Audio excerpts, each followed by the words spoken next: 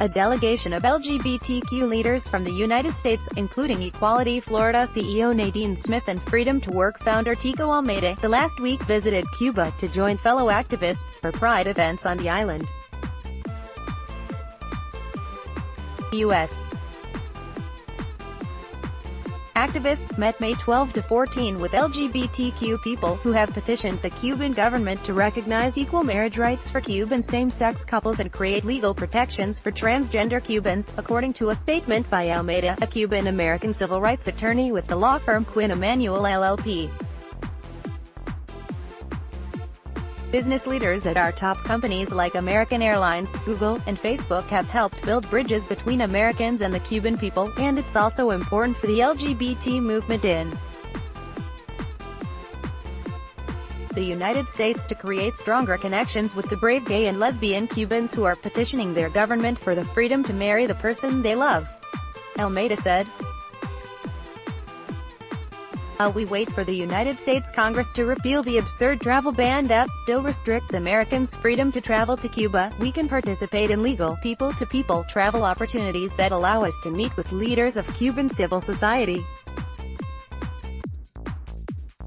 and exchange ideas about promoting fairness and equality for LGBT people in both countries. Equality Florida CEO Nadine Smith joins LGBTQ activists, including a lesbian couple who recently won custody of their grandchildren, at a Pride event in Havana on May 12. Almeida and Smith visited the island a year ago. Last year we began working with LGBT Cubans who have founded advocacy organizations that are independent from the government, and it's impressive how with so few resources, they have launched a strong campaign to push the Cuban government to finally recognize marriage equality. Now Cuba is poised to debate the issue in their assembly in July, and we continue to look for ways to amplify the stories of LGBT people who are harmed by the current Cuban laws that outlaw recognition of LGBT families, Smith said. Updating Cuba's laws related to family recognition is especially important to many Cubans I've met, including a committed lesbian couple who are raising children together without the protections of marriage equality, Smith said. Cuban activists thanked the Americans for joining them in Havana. We are pleased by the participation of the Google company in our parade against homophobia and transphobia in Havana, said Cuban activist Lydia Romero in an email to the Miami Herald. Our marriage equality campaign uses Google tools for pro-LGBTQ messaging. For example, we have published stories on YouTube of lesbian couples who have children and will benefit from equal marriage in Cuba. It was a pleasure to meet colleagues from Google. LGBTQ activists attend a Pride event in Havana on May 12.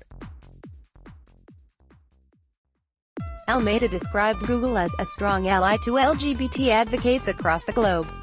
It's great to see Google become the first international company ever to send a delegation of its LGBT employees to march in the Pride Parade in Havana, Almeida said. Google has undertaken important and historic steps in recent years to place its servers on Cuban soil to increase speeds for YouTube, Gmail, and other Google platforms, and faster digital tools are important for the brave Cuban LGBT advocates who are currently campaigning for marriage equality in Cuba, said Smith. LGBT entrepreneurs and activists have sent a clear message: visit Cuba, support marriage equality and help improve the lives of everyday Cubans.